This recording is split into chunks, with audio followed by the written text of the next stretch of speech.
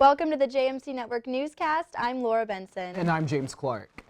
ACU Theater Department performed a free musical last weekend. Preparation for the performance took place in a 24-hour time limit, deeming the name 24-Hour Musical. The department took on the challenge by performing the play Godspell.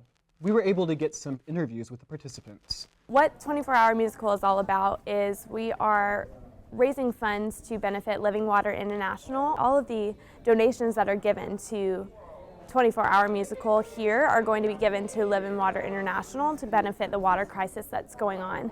And so this show really isn't about gaining profit for the department or gaining profit for ourselves. It's really about serving a community that is so much bigger than ourselves and to help in any way that we can for the water crisis here.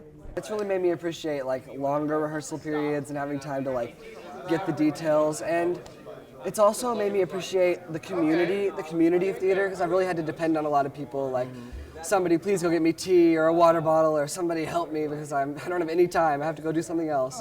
So it's been a crazy schedule, but it's crazy how good of a family we have here at ACU. I feel great. I feel really blessed, really tired. We hit a certain point in the night in which I was like, this isn't gonna happen. I really thought it wasn't gonna happen. And now that it's done, I think honestly it was probably one of the best performances we've had for a 24-hour. And I think there's something so special about it being this group, and our theater family. I think getting to share that story is just so special. I think they're going to plan on doing that for several years to come. I heard it was really good. I'm excited for it. Yes, it was good. I'm going to go next year, I think. You should. The 10th annual ACU Film Fest was held this past Saturday at the Paramount Theater. I had the opportunity to watch the films and interview some of the creators. Check it out. We had a great experience just because it was kind of split up into two separate films that became one. The setup is that we have this film kind of on the inside that's being created, which is about Nerf wars and zombies, and then we have the mockumentary side of it, which is what was really fun to shoot, and I think it really turned out awesome. Well, ultimately, we wanted to have fun. We wanted to make something that was it's kind of a scary movie in a sense, but really we wanted to challenge kind of a shallow belief as far as spirituality goes. We wanted to kind of create a stir with that, and really just to get people to think outside the normal boxes, especially as far as the ACU sphere goes. I'm looking for just some breakout films. I've gotten a chance to review most of them, and I've really loved what I've seen so far. It's incredible, the talent at this level. So everything looks very professional, and I've been really impressed so far. The short film For Always swept the awards, going home with 3 wins. Eric Pitney won for Best Production Designer, Rachel Faulkner won for Best Actress, and the film won overall for Best Picture. Other winners of the Film Fest included Will McInerney, who won Best Actor for Dreamer, Kyle Knapp, who won Best Director and Best Writer for It's Locked, Stephen Estrada, who won Best Producer for Nerf Wars 2, and Denzel Lim, who won Best Technical Director for ID Infinity. The 5th annual Justice Week arrived back on campus this week. Students were able to attend forums and seminars from both domestic and international organizations that help serve justice.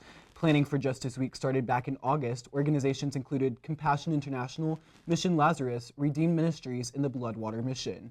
Students had the opportunity to give up one meal in order to donate that money to someone in need. And on Friday, students helped volunteer at the West Texas Food Bank to wrap up the week.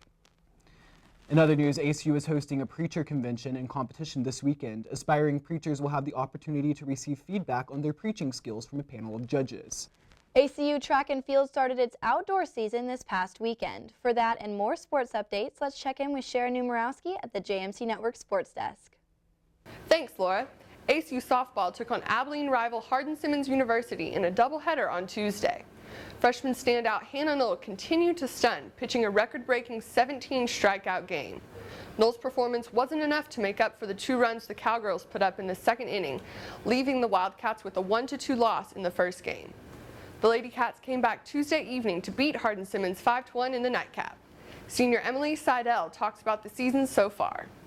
A lot of it comes with trusting the teammates behind you. I know that I always have to just know that I have 8 other girls out there behind me, and they all feel the same pressure. We're all there in the same game, and I can trust all of them. And you know, part of it comes with experience too, which is why I think, you know, Hannah's doing such a great job as a freshman, not having as much experience, and she's doing just as well as anyone else, if not better. So, you know, trust and experience, it's all going to come together, I think, throughout the rest of the season. ACU softball returns to Wells Field Saturday to start a 3-game series against Texas A&M Corpus Christi. ACU baseball is back on the winning track after dominating both games of a doubleheader against Texas College on Tuesday. The victories boost the Wildcats to 10-12 this season. The team hosts their first Southland Conference series since 1973 this weekend against Incarnate Word. Head coach Britt Bonneau talks about bringing the Southland Conference back to Crutcher Scott Field.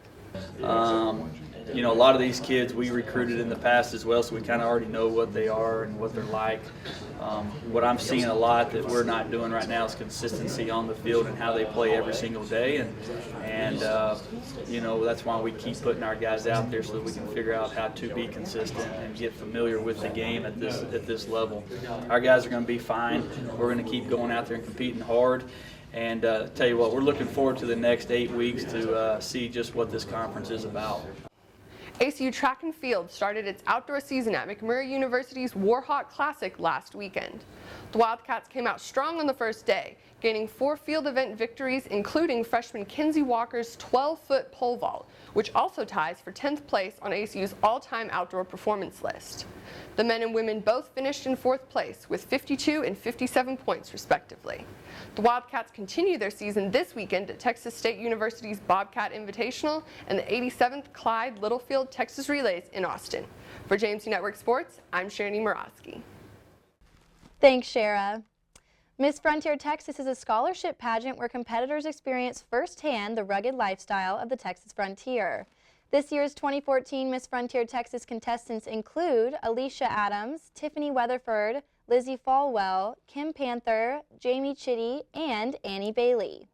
The 2014 competition events this past weekend included a test of your Old West survival skill knowledge and a saddle and shoot competition. Upcoming weekend competitions will include an overnight frontier challenge, a frontier obstacle course, and a chuck wagon style cooking challenge. And that's all for this week's JMC Network Newscast. I'm Laura Benson. And I'm James Clark. Before we head out, happy birthday to Sharon Morosky at the Sports Desk. For more news, check out acuoptimist.com.